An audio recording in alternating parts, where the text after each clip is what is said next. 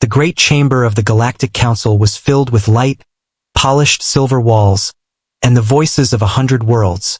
But on that day, the loudest sound was laughter. It rolled across the giant circular hall after General Rethmalek, a tall armored commander from one of the oldest empires in known space, rose from his seat and looked directly at the human delegation with open contempt.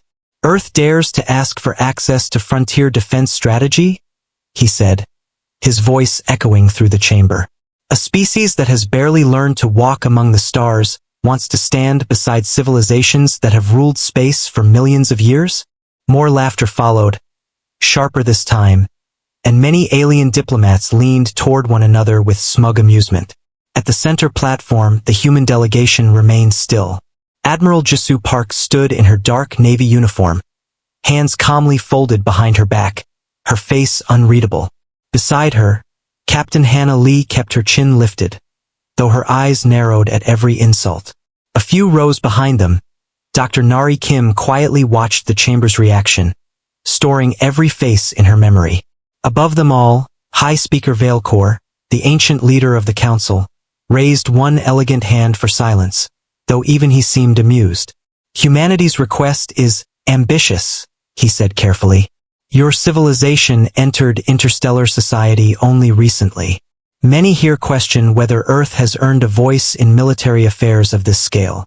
The words were polite, but the meaning was clear. Earth was tolerated, not respected. Earth was present, but not equal. Around the chamber, glowing symbols flickered beside the seats of powerful empires that had survived for ages beyond human imagination. Their ships crossed galaxies before humans had even built their first machines. Their archives stretched back to forgotten suns. To them, Earth was young, loud, emotional, and temporary. And today, they wanted the humans to feel it. General Rethmalek leaned forward again, a cruel smile on his face. "Perhaps they think surviving a few small wars on one wet little world makes them special." Some of the council members laughed again, and one of the reptilian ministers actually struck his armrest in delight. "Or perhaps," Reth continued, "they simply wish to feel important before history forgets them." Captain Hannah's fingers tightened at her side, but Admiral Jisoo did not move. She stepped forward only when the chamber finally quieted. Her voice, when it came, was low, steady, and simple. "Earth did not come here to ask for importance," she said. "Earth came here because something is moving in the dark beyond the frontier, and if you continue to ignore it, many of the worlds represented here will burn." The hall went still for only a moment, then several council members exchanged irritated looks. High Speaker Veilcore's glowing eyes narrowed. "You refer again to your warning about unidentified signals?" he asked. Jisoo nodded once. "Not signals," she said. "Patterns. Repeating energy echoes, dead zone movement, and coordinated silence across 6 outer systems. We have tracked them for months." A murmur spread through the chamber, but it was not fear. It was annoyance. General Reth gave a dismissive wave. "Outer colonies lose contact all the time," he said. "Pirates, radiation storms, civil unrest. And now the youngest civilization in this chamber thinks every shadow is a cosmic monster." More laughter rose, though weaker than before. Ambassador Leora Sen, an observer from a neutral trade alliance, did not laugh. She sat quietly studying the humans. There was something strange about them today. They were not angry enough. They were not desperate enough. If they had truly come only to beg for respect, they would have argued, protested, or shouted. Instead, Admiral Jisoo looked like a person listening to a storm she had already expected. That unsettled Leora more than the words themselves. Dr. Nari stepped forward then, holding a slim data prism in one hand. 3 council listening posts are gone, she said. 2 research stations have gone silent. A civilian convoy disappeared in the Keeler corridor. No distress call. No debris. No survivors. She sent the prism's data into the chamber air, and a rotating star map appeared above the center platform. Small red points blinked across the outer rim of explored space. The chamber's mood shifted slightly, but General Reth scoffed again. "Coincidence," he said.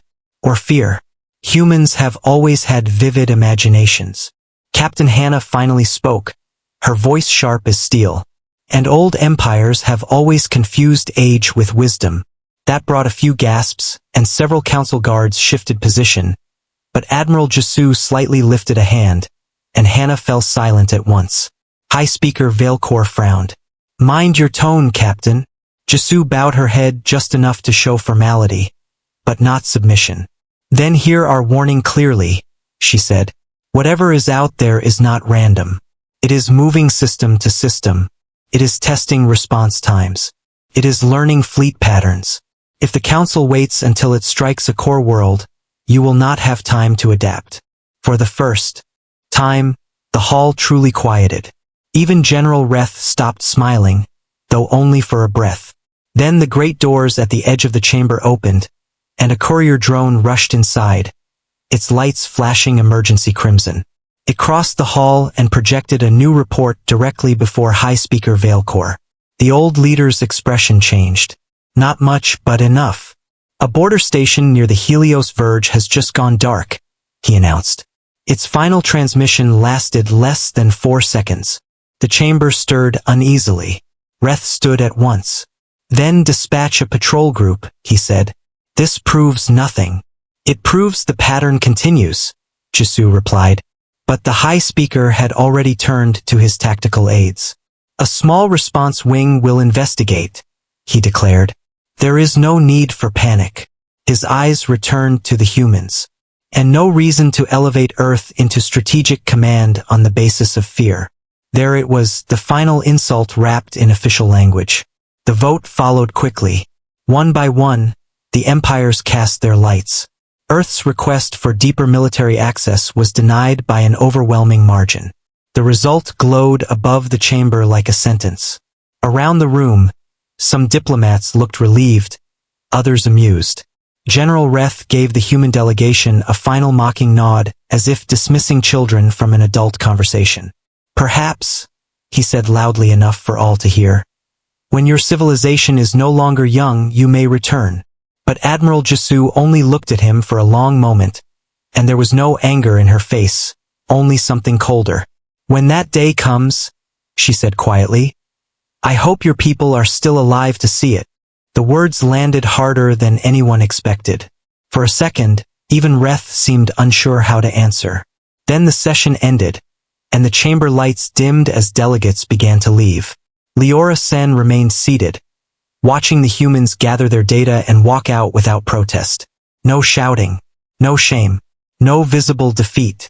Captain Hannah walked close behind Jesu, her jaw tight. Dr. Nari carried the prism and glanced once over her shoulder at the red star points still hovering in the air. As they entered the long silver corridor outside the chamber, away from the ears of the council, Hannah finally exhaled. "They laughed at everything," she said. "Even now." Jesu kept walking, her boots echoing softly against the floor. "Let them," she answered. "Mockery is cheaper than preparation." Nari activated a secure panel on her wrist, and a stream of hidden Terran signals flashed across the display. "The Dark Zone signatures just multiplied," she said, her voice lower now. "And the first emergency doctrine request has already been approved from Luna Command." Hannah looked at the screen, and her expression changed from anger to grim focus. "So it's really starting." Jesu stopped at the end of the corridor, where the stars beyond the station glass spread like cold fire across the void. Far beyond those lights, somewhere in the black between systems, something ancient was moving. Something patient. Something hungry. She touched the hidden comm bead in her ear and spoke a single command to Earth's silent war network. A command no one in that council chamber would have believed possible from a so-called young civilization. "This is Admiral Jesu Park," she said. "Authorize Black Fleet mobilization. All shadow groups move to war positions. Repeat, war positions." For a brief second, the comm remained silent. Then a calm Terran voice answered from the encrypted channel. "Authorization confirmed. All fleets awakening." Behind her, Hannah stared. Even after years of service, hearing those words still sent a chill through her. In secret shipyards beneath moons, inside hollowed asteroids, and in hidden docks drifting without lights in the dark between planets, human warships began to power on. Engines that had slept for decades came alive. Silent weapons unlocked. Deep space crews ran to stations. Across the stars, Earth's hidden preparations stirred like a giant opening its eyes. And back inside the council chamber, where the old empires still believed they had dismissed a frightened young species, the laughter had not yet fully faded before the truth had already begun to move. The silence inside the Galactic Council did not last long after the human delegation left, because only 3 hours later the first patrol wing sent to the Helios Verge vanished without a trace, and this time there was no laughter in the chamber when the emergency summons called every major representative back to their seats. The polished silver hall that had once echoed with mockery now felt colder, tighter, almost haunted, as red warning lights flashed along the edges of the walls. High Speaker Veilcor stood at the center platform with a rigid face while tactical projections spun above him like wounded stars. General Rethmalek, who had mocked humanity so openly before, now looked irritated rather than amused, as if reality itself had insulted him. "Report," he demanded. A military aide stepped forward, his voice shaking. The patrol wing entered the dead zone near the border station and transmitted visual contact for less than 6 seconds. Then all ships were lost. Their black box beacons never activated. The chamber murmured in fear. "Show it," Veilcor ordered. A grainy recording appeared in the air. It showed a line of advanced council cruisers moving through a dark and empty region of space where even the stars seemed dimmer than normal. Then, without warning, the sensor feed warped. Space itself appeared to ripple like black water. Shapes emerged, not flying in from a distance, but unfolding out of the darkness as if they had been hidden inside it all along. The ships were massive, jagged, and unnatural, with hulls that looked more like living bone than metal. Strange blue cracks ran across their surfaces like veins, and then the screen burst into static just before a single terrified voice screamed, "They're inside our shields." The recording ended. No one in the chamber spoke for several long seconds. Even the oldest empires, which had once claimed nothing in the galaxy could surprise them, stared in open shock. It was then that the great doors opened again, and without waiting for permission, Admiral Jisoo Park returned with Captain Hannah Lee and Dr. Nari Kim beside her. The human delegation walked through the chamber as if they had expected to be called back, and in truth they had. Some council guards moved to block them, but Veilcor raised a hand. "Let them approach," he said quietly. Jisoo stepped into the center ring and looked up at the frozen image of the strange enemy ship. "You waited too long," she said. "No one objected because no one could." General Reth clenched his jaw. "If you know what this is," he snapped, "then speak." Jisoo turned her head toward Nari, and the scientist stepped forward, carrying a larger black data prism than before. She placed it on the platform, and the chamber lights dimmed as her projection spread outward. What appeared above them was not a tactical map this time, but a timeline of Earth itself. Ancient storms, volcanoes, ice ages, wars, ruined cities, burning skies, broken satellites, collapsing nations. The alien delegates looked confused at first, but Nari's voice was steady and clear. "You all call humanity young because you measure age by time spent among the stars," she said. "But spaceflight is not the only thing that shapes a civilization. The images changed faster now. Giant predators, disease outbreaks, meteor impacts, floods, starvation, nuclear explosions, recovery, rebuilding, more wars, more rebuilding. Earth was never a gentle world," Nari continued. "It was a death world. Your species were born on stable planets with balanced ecosystems, predictable climates, and low aggression chains. Humanity evolved on a world that tried to kill it every day. We survived predators, poison, plague, natural disaster, internal conflict, and extinction-level events. We did not become strong because the universe was kind. We became strong because it was not." The chamber was silent again, but this silence was different. It was not disbelief. It was discomfort. Many of the old empires had studied humans as an emotional species, a creative species, a reckless species. Few had truly studied what kind of world could create them. Nari changed the display again, and the timeline moved from ancient Earth to the early machine age, then the first moon landings, orbital stations, deep probes, and finally the first faster-than-light engines. By the time humanity officially entered interstellar society, she said, we had already learned the most important lesson. Survival does not belong to the oldest. It belongs to the species that adapts fastest under pressure. General Reth folded his arms, though his face had lost some of its certainty. Interesting history lesson, he said. But that thing out there is not a storm or a predator on your homeworld. No, Jesu replied, her voice cold and calm. It is worse. And we have been preparing for it longer than you can imagine. That made the chamber stir. Even Veilcor leaned forward. Explain, he said. Jesu nodded to Nari, and the projection changed once more.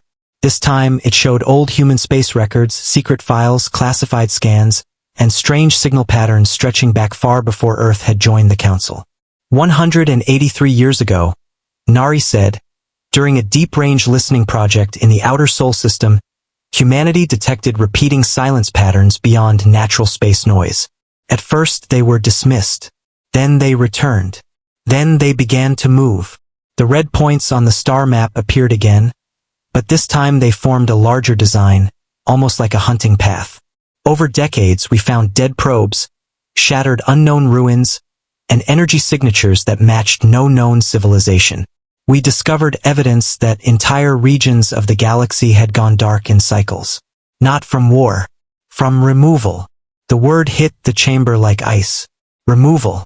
Not defeat. Not conquest. Erasure. Nari enlarged a sector of the map, revealing ancient extinct systems and lost colonies recorded in forgotten council archives. Your own historical records contain fragments of this pattern, she said. But because the attacks were spread across ages and across species, no one connected them. You treated them as isolated disasters. Humanity did not. Archivist Tharen, an elderly scholar from one of the oldest known races, suddenly stood from his seat, his thin hands trembling. The silent hollows, he whispered. The red drift losses. The vanished belts of Chorus. Those were all centuries apart. His eyes widened as he looked at the map. By the stars. It is the same pattern. Panic began to rise in the chamber. Voices overlapped. Some delegates shouted at one another. Others demanded fleet reports. General Reth slammed a fist against his console. If Earth knew this, why did you not inform the Council sooner? Captain Hannah stepped forward before Jesu could answer. We did, she said sharply. In reports. In warnings. In threat models. In every polite way possible. But old empires do not like being told they are vulnerable by a species they call young. Reth glared at her, but this time he had no quick insult. High Speaker Veilcor lifted his hand for silence. Enough. If humanity has truly been preparing, then tell us exactly what you know. Jesu's face hardened. We know this enemy does not behave like any normal fleet. It studies reaction time, isolates weak systems, and attacks where pride causes delay. It prefers species that believe themselves safe. It does not fear power. It exploits arrogance. Her eyes moved across the chamber, and several delegates looked away. And we know one more thing, she said. This is not the full force. That sentence struck harder than the rest. Impossible, one minister whispered. The patrol wing was erased in seconds, another said. Then your patrol wing was lucky, Jesu answered. Before anyone could reply, another emergency alarm exploded through the chamber, louder than before. A tactical officer rushed into the center with a face pale from fear. High Speaker, he shouted. Outer Defense Station Oryx is gone. 2 fleet groups sent to intercept were destroyed. We have confirmed hostile emergence across 7 points. They are moving toward the inner lanes. The projection above the chamber shifted rapidly as 7 black signatures appeared like spreading wounds across known space. This time, the Council did not laugh, did not argue, did not pretend. The threat was no longer distant. It was coming. General Reth stared at the display, and for the first time in many years, True fear entered his eyes. "How long until they reach the core sectors?" he asked. The officer swallowed hard. "At current vector, less than 18 hours.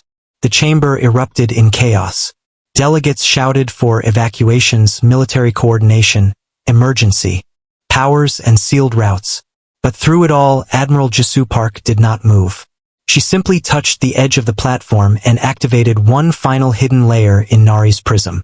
The star map changed again, and this time hundreds of small blue symbols appeared in places where no Council fleet had ever been registered. Near moons, inside asteroid belts, in dead trade lanes, in dark regions thought empty. The entire chamber froze. "What are those?" Veilcore asked, almost in disbelief. Jisoo looked up at him, her face unreadable. "Preparations," she said. "Shipyards beneath lunar crusts. Arsenal stations hidden in rock fields. Deep space relays. Autonomous drone vaults. Shadow fleets." Captain Hannah's voice was low but proud as she added, "While the galaxy celebrated its age, Earth prepared for its nightmares." Even General Reth looked stunned now. "You built all of this in secret?" "We built it because we had no choice," Jisoo replied. "We learned long ago that no one survives by assuming someone else will save them." Then another transmission burst through the chamber. But this one did not come from a Council station. It came from the edge of the dark zone itself, hijacking every screen and speaker in the hall. The image was broken, filled with static and shadow, but the shape behind it was unmistakable. An entire wall of those monstrous ships unfolding out of black space, far larger than the first wave, stretching beyond the limits of the sensors like a moving abyss. Gasps spread through the chamber. Some delegates backed away from their own consoles. A voice from the transmission, distorted and almost inhuman, whispered through the static in a language no one understood. Yet somehow everyone felt. Then the feed cut out. The tactical officer could barely speak. Estimated count, unknown. Sensor saturation exceeded. "It's not a raiding force. It's an invasion." No one laughed now. No one called Earth young. No one called humans afraid. And as the first true shadow of the ancient enemy fell across the inner stars, Admiral Jisoo Park looked at the terrified chamber of old empires and gave the order she had hoped never to give. "Then the waiting is over," she said. "Open all Terran black channels. Wake every hidden fleet. Tell Sol Command the galaxy has finally learned the truth." The first hours of the invasion broke the pride of the old empires faster than any speech ever could, because the fleets that had ruled the stars for ages were being torn apart like paper before the ancient enemy even reached the inner core sectors. Across the war table inside the Galactic Council, red warning icons spread faster than anyone could clear them. Oryx was gone. The Keeler corridor had collapsed. 3 defense stations had been turned into drifting metal in less than an hour. Massive Council battle groups, each one powerful enough to crush pirate kingdoms or rebellious sectors, were vanishing under attacks they could barely understand.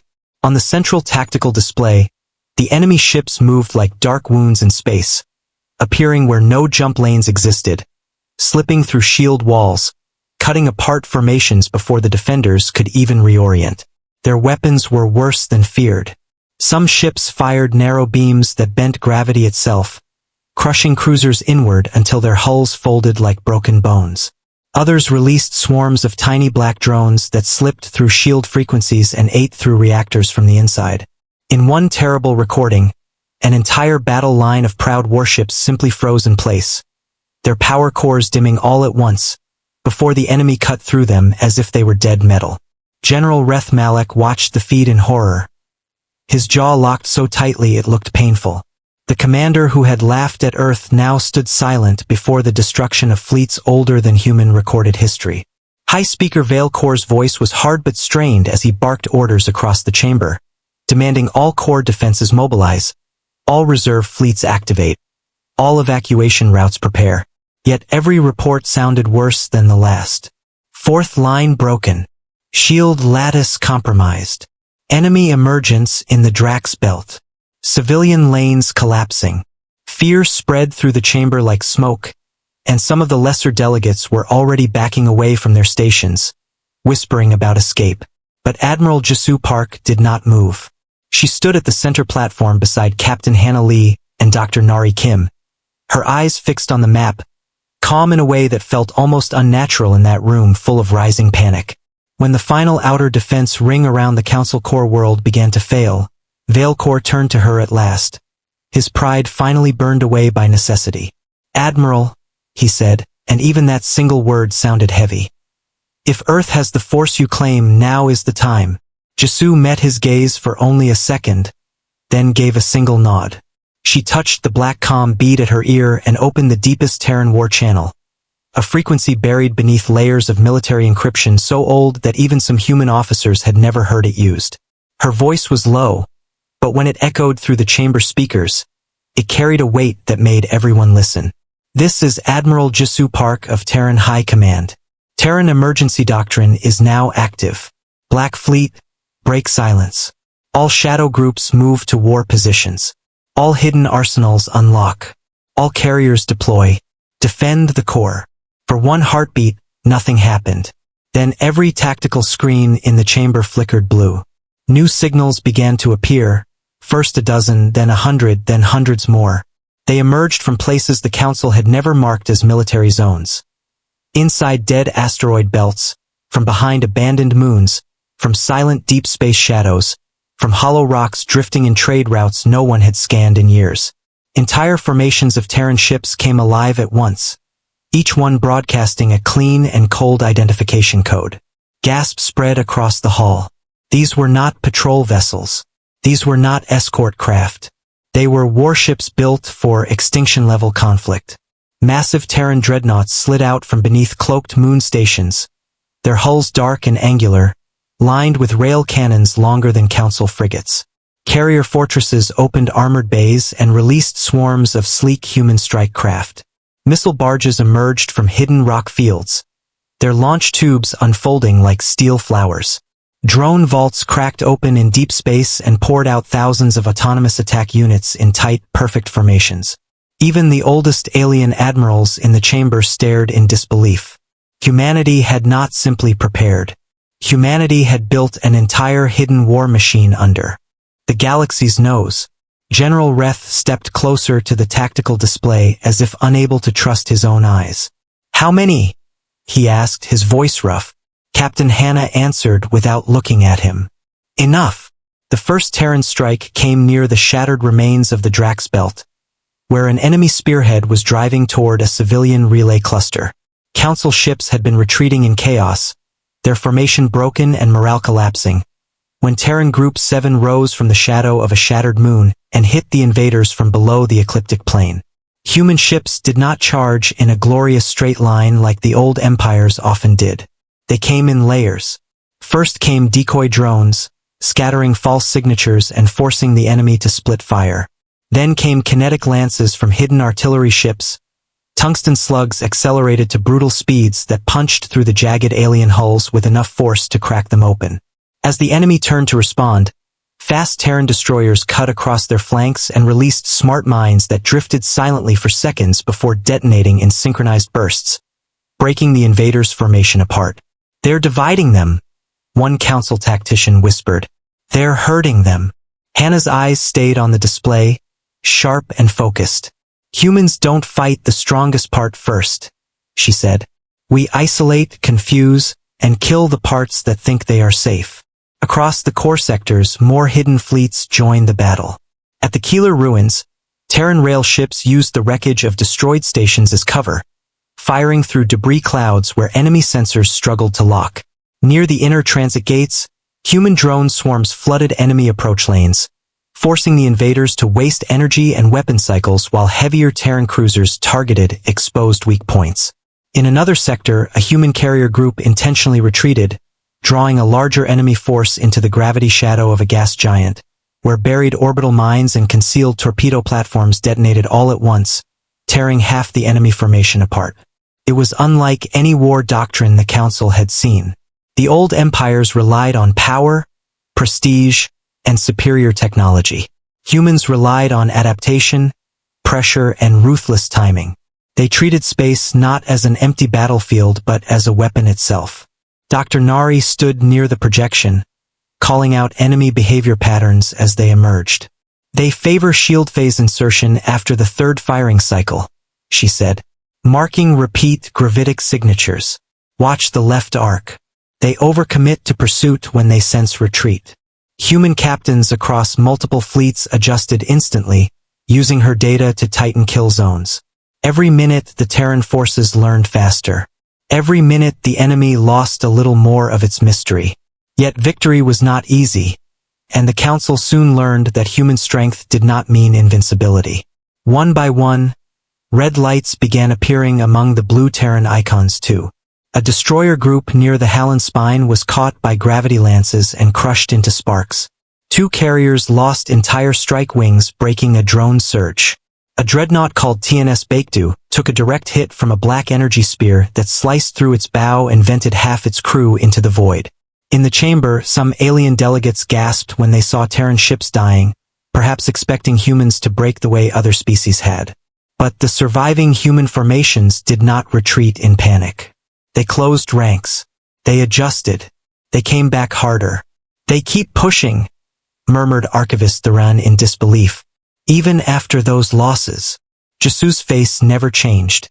"That is what Earth taught us," she said quietly. "Pain is not a signal to stop. It is a signal to adapt." For the first time since the invasion began, the enemy advance slowed. Not stopped, but slowed. The black tide that had smashed through ancient empires now hesitated under the sudden weight of organized Terran resistance. Some council commanders, seeing an actual chance to survive, began reforming their own broken fleets around human movements. Ships that had been running now turned back and joined Terran firing lines. Even Reth Malek's battered flagship, after barely escaping annihilation near the inner lanes, moved under a human defensive screen without a word of protest. But just as hope began to rise in the chamber, the tactical map trembled with a new warning, brighter and more terrible than anything before. A giant contact was emerging far beyond the main battlefront, deeper in the black than any previous enemy ship. At first the sensors could not scale it correctly. Officers thought it was an error. Then the image sharpened, and a silence heavier than fear filled the chamber.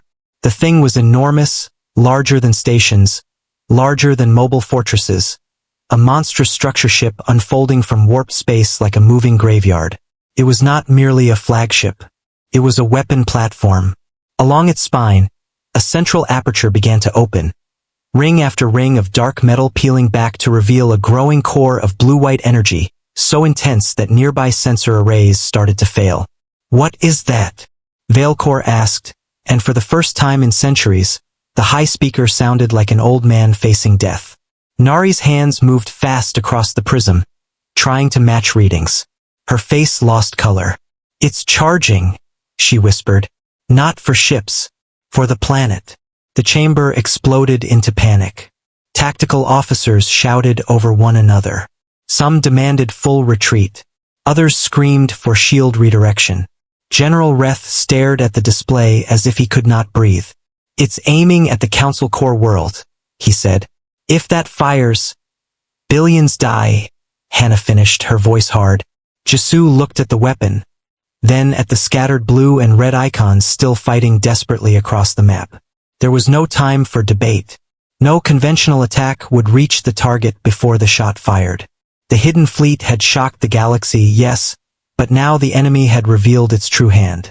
The old empires had finally seen human power, and now they were about to see something even more dangerous, what humanity was willing to do when there was no safe option left. Jasu slowly touched her comm again, and every human officer in the chamber felt the change in her silence before she even spoke. "All Terran units," she said, her voice calm as frozen steel, "prepare for forbidden maneuver authorization. We do not let that weapon fire." Captain Hannah turned toward her, eyes widening, because she knew exactly what that meant, and for the first time since the war began, even she looked shaken. But Jasu did not hesitate. Beyond the chamber glass, the stars burned cold and distant, while on every screen in the room, the giant enemy superweapon continued to charge, its terrible light growing brighter with each second, and the galaxy, which had once laughed at a so-called young civilization, now watched in silence as humanity prepared to do the impossible.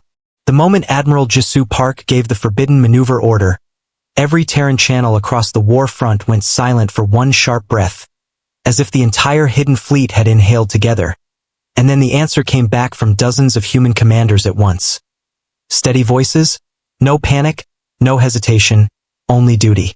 Across the tactical map, blue Terran icons changed formation in perfect coordination as if one mind guided them. Near the shattered inner lanes, Captain Hannah Lee took command of the nearest carrier group and drove her ship straight toward the giant enemy superweapon, not to destroy it outright because even the hidden fleet did not have enough time for that, but to force its targeting systems to split. Human strike craft poured from her carriers in impossible numbers, diving through flak, dark drones, and gravity distortions while larger cruisers formed a moving wall in front of them. One by one, Terran ships were hit and torn open, but they kept coming.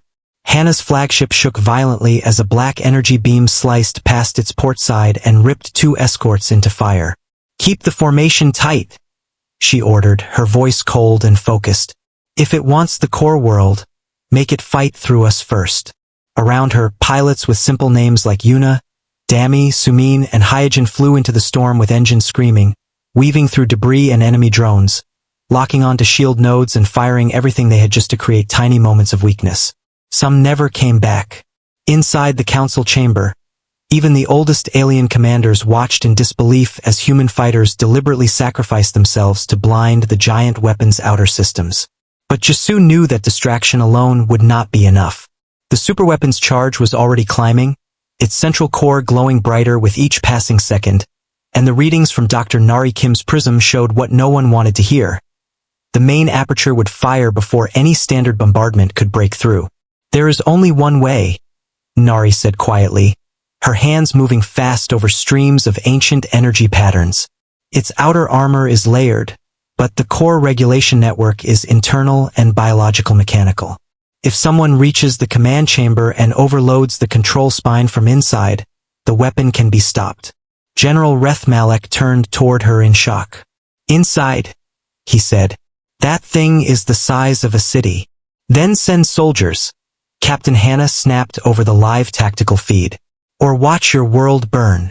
But the old empires hesitated. Their boarding doctrines were built for ship captures, not suicide strikes into a living fortress larger than a station. Their officers argued over survival percentages, structural maps, and impossible odds. Jisoo did not waste another second. She opened a secure Terran assault channel. "Commander Sun Wukong," she said. "You heard the target." From deep within a fast-moving assault carrier, a rough but calm voice answered immediately. "Yes, Admiral." Sun Wu stood in the troop bay of the TNS Goryeo with magnetic boots locked to the deck while warning sirens flashed red around him. He was broad-shouldered, scarred, and very still, the kind of man who looked more dangerous when he was quiet. Around him, his boarding team checked weapons, sealed armor, and clipped breaching charges to their belts. Men and women like Gina, Mira, Hyun, Bora, and Taemin exchanged quick glances, but none of them asked whether they were coming back.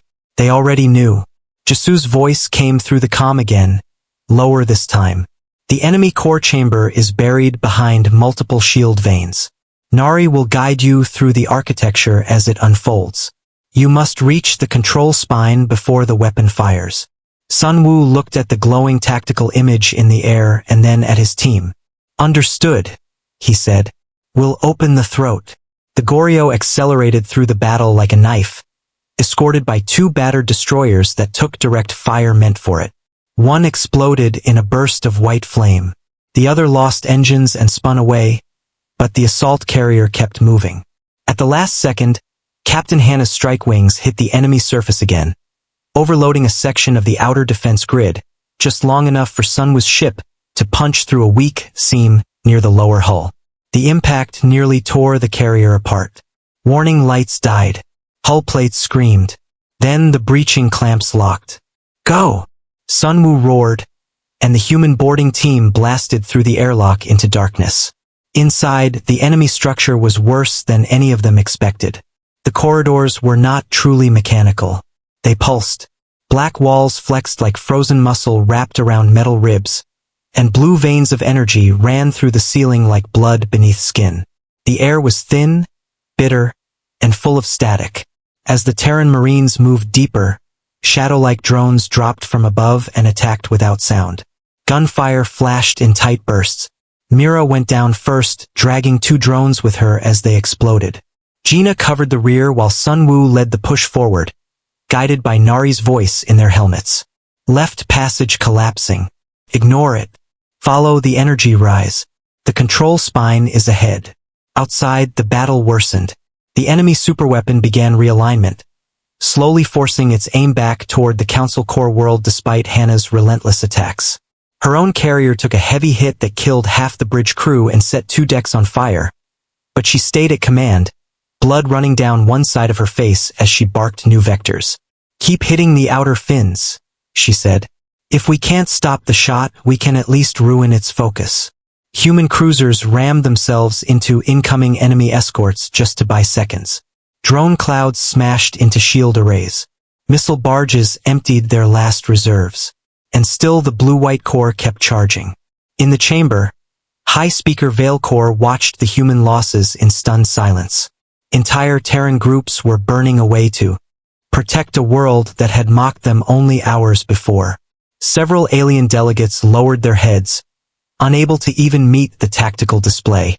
General Reth's own flagship suddenly flashed red on the map as a pack of enemy cutters broke through its failing flank shields. "Reth Malek is about to be destroyed," one officer shouted. Before anyone could respond, a nearby Terran battlecruiser veered off its own attack run and threw itself directly between the enemy and Reth's ship. The human vessel absorbed the first strike, then the second, and then detonated in a blast so fierce it took 3 enemy cutters with it. Reth stared at the display, unable to speak. The humans had just saved the man who had publicly humiliated them. Captain Hannah's voice cut through the chamber feed, harsh and breathless. "Tell your people to stop staring and form on our rear line if they still want to live." For once, Reth did not argue. He turned to his surviving fleet officers and shouted, "All units, obey Terran command. Now!" It was the first time in his long career that he had surrendered tactical authority to another species, and he did it without pride because pride had already failed. Deep inside the enemy fortress, Sun Wu's team fought through chamber after chamber, losing people at every turn. Bora was torn apart by a gravitic pulse while holding a corridor long enough for the others to cross. Tamin was wounded but kept moving. Hyun carried the charges when Gina's arm was shattered by a blade-like drone. The deeper they went, the more the structure seemed to notice them. Walls shifted. Floors opened. Whispering static filled their helmets like a voice trying to crawl into their thoughts. Then at last they reached the core chamber. A vast circular space with a suspended energy spine rising through the center like a glowing black tree, its branches feeding power toward the main weapon above. Nari's voice came sharp and urgent through the comm. "That's it. The regulation nodes are all linked. If you overload the spine at the base, the whole system collapses." Sun Wu looked at the chamber, at the dozens of defense organisms already unfolding from the walls, and then at the timer in his visor. Less than 4 minutes until firing. "Set the charges," he ordered. The team moved fast, planting explosives at the root nodes while gunfire and plasma bursts lit the chamber in blue and white flashes. Hyun fell. Gina collapsed beside the final charge but still armed it with one shaking hand. Tamin dragged her back toward cover. But Sun Wu already knew there would be no cover left. The charges alone would not be enough. The spine was healing, redirecting energy around damaged points faster than expected. "Nari," he said, breathing hard. "The charges won't fully break it." There was a terrible pause on the line. Then Nari answered softly, because she understood before he finished. "If the reactor pack on your suit is manually fused into the central feed, it will create a chain overload." Sun Wu gave a small smile under his cracked visor. "That's what I thought." Gina tried to rise. "Commander." "No," he said, firm and calm. "You get the survivors out as far as you can." "There won't be enough time," Tamin said. "Then there's enough time to try," Sun Wu replied. Outside, the superweapon reached critical charge. The blue-white core expanded so brightly that some long-range sensors went blind. In the chamber, alarms screamed.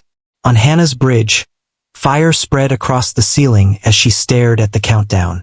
Jisu's hands remained steady, but inside, even she felt the clock like a knife. In the core chamber, Sunwoo looked once at his remaining team, then stepped toward the glowing spine while enemy defenders rushed him from all sides. He fired until his weapon went empty, then used his own body to shove the reactor pack deep into the exposed feed channel. "For Earth," he said first. Then, after one brief breath, he added the words that made even the alien delegates in the chamber fall silent when they heard the open transmission. "For every world behind us." Gina screamed his name, but it was too late. Sunwoo manually triggered the overload. For one frozen second, the entire enemy superweapon went dark. Then the core chamber erupted. A violent chain of blue fire tore upward through the giant structure like lightning through bone, racing along the internal spine, ripping through control veins, rupturing shield organs, and shattering the central aperture just as the main shot began to form. Instead of a clean beam toward the Council world, the energy collapsed inward and exploded sideways in a storm of burning fragments that ripped through half the giant fortress. The blast wave smashed into nearby enemy escorts and hurled Terran strike craft across space. Captain Hannah's ship nearly lost control. In the Council chamber, every screen flared white. When the glare finally cleared, the impossible had happened.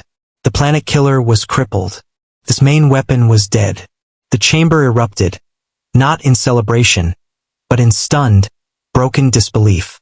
Billions had been seconds from death, and a handful of human soldiers had stopped it from inside. Yet before relief could fully settle, Dr. Nari's face changed as new signals rose from the deeper black beyond the battlefront. Her hands shook over the prism. "No," she whispered. Far beyond the shattered superweapon, beyond the burning fleets and broken debris, a new pattern was emerging, larger, colder, older. A signal unlike the others. Then every speaker in the chamber cracked with static, and a voice, vast and distorted, rolled through the hall in a language no one knew, yet somehow everyone understood. It was not anger, it was recognition. "You are not prey," it said. "You are recurrence." The words struck Jisu like ice, because for the first time since the war began, the enemy was no longer simply attacking. It was speaking directly to humanity. And in that terrible moment, as the dead drifted across the battlefield and the surviving fleets struggled to regroup, the galaxy realized the battle they had just survived was not the end of the nightmare. It had only awakened the mind behind it. The battlefield around the Council core world looked like the grave of an age, filled with burning wrecks, broken stations, drifting bodies, and shattered pride. But Admiral Jisu Park did not allow even a second of false relief after the enemy superweapon died, because the words that had come through the static still echoed in her mind like a warning carved in ice. The ancient enemy had recognized humanity, and that meant something far worse than invasion. It meant memory. Across the central tactical display, the surviving Terran fleets regrouped in disciplined blue lines while the damaged Council forces, now humbled and desperate, moved into position around them without argument. General Rethmalik stood at his command station aboard his scarred flagship, his armor blackened, his face pale, and for the first time in his life he waited for a human admiral to tell him what to do.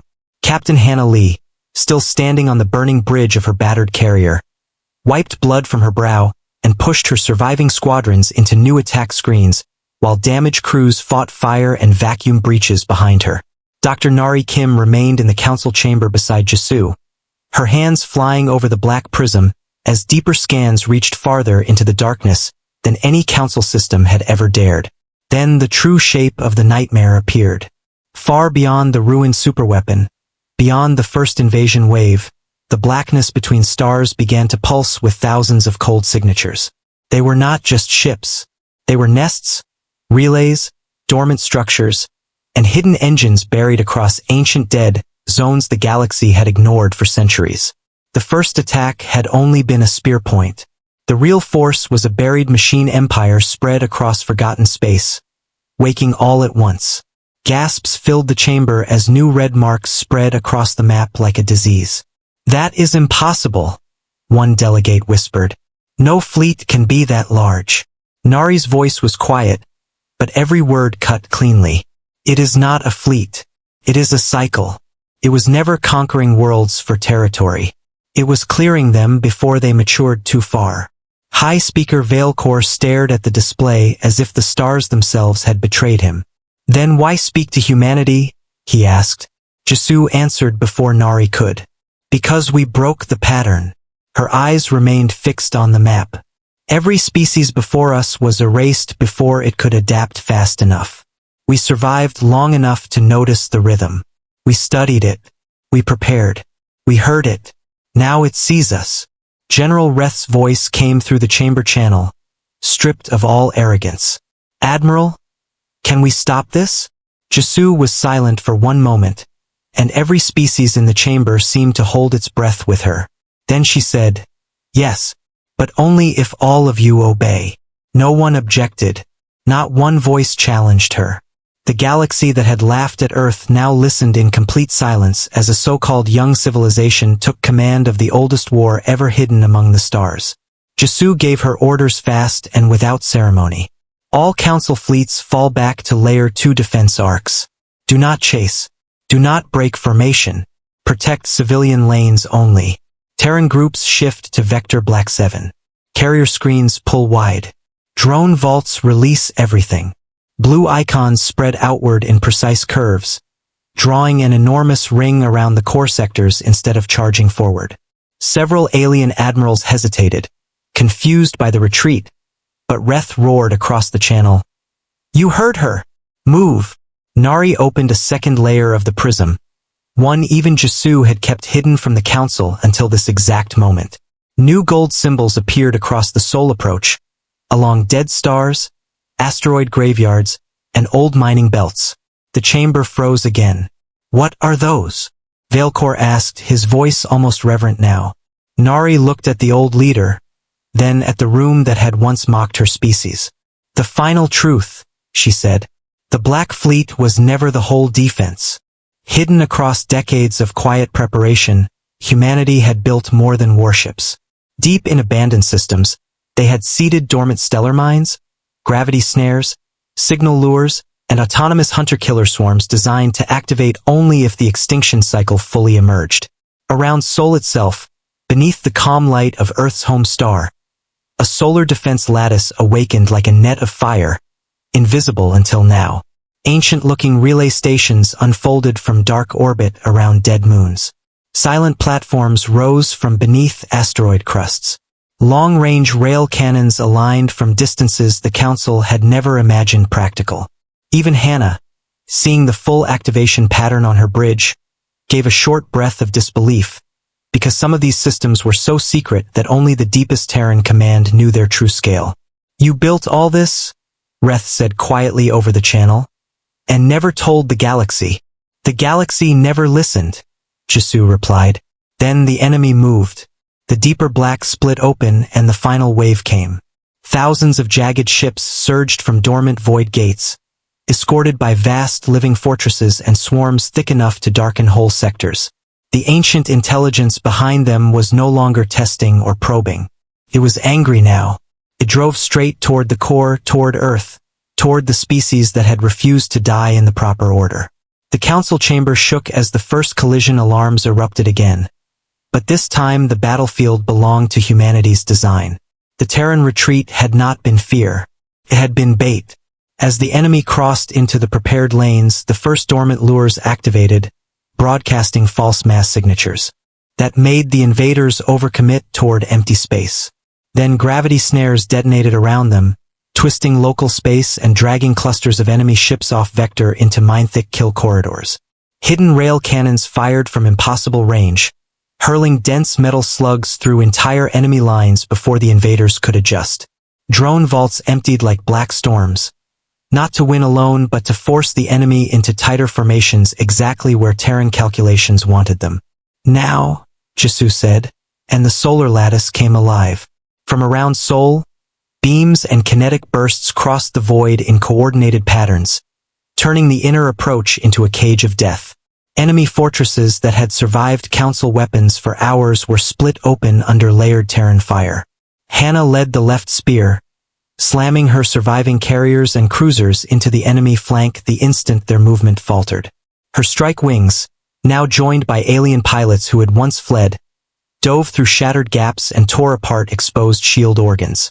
Reth led the center under Terran tactical control, his once proud flagship fighting beside human dreadnoughts instead of ahead of them.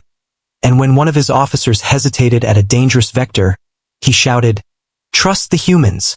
They already planned this battle before we knew it existed."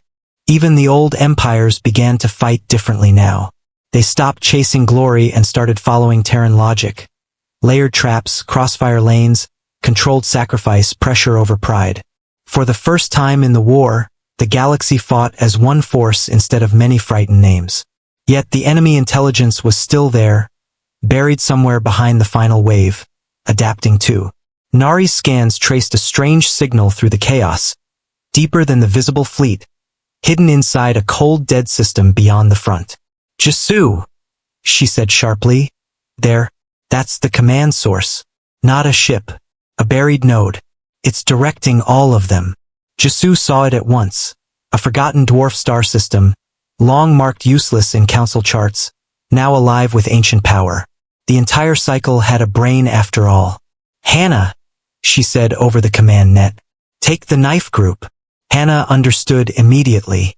While the main battle raged, a select Terran strike force broke off. 3 damaged cruisers, 2 stealth destroyers, and the remnants of her fastest wing. It was not a fleet meant to survive. It was a blade meant to reach one place. They vanished through debris shadows, skimming beneath sensor storms, while the larger battle held the enemy's gaze. On the way, one cruiser died to a gravitic rupture. A destroyer sacrificed itself to draw off pursuit. Still Hannah pushed forward. By the time they reached the dead dwarf system, only fragments of the knife group remained. But what they found there made even her hard breath catch in her throat. Buried inside the shattered crust of a dead planet was a colossal ancient structure, half machine and half something like fossilized flesh, pulsing with the same cold blue light as the enemy ships. It had been hiding for ages, waiting for each cycle to repeat. "Target confirmed," Hannah said. "That's the heart." Jisu's answer came calm as ever. "Then end it."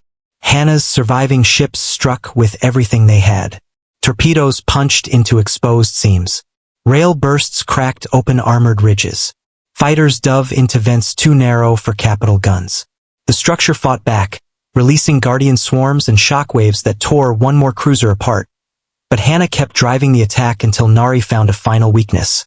An old core chamber linked to every active void gate in the network. "If it ruptures," Nari said, "the entire command web collapses." "And us with it," Hannah replied. "Most likely," Nari said.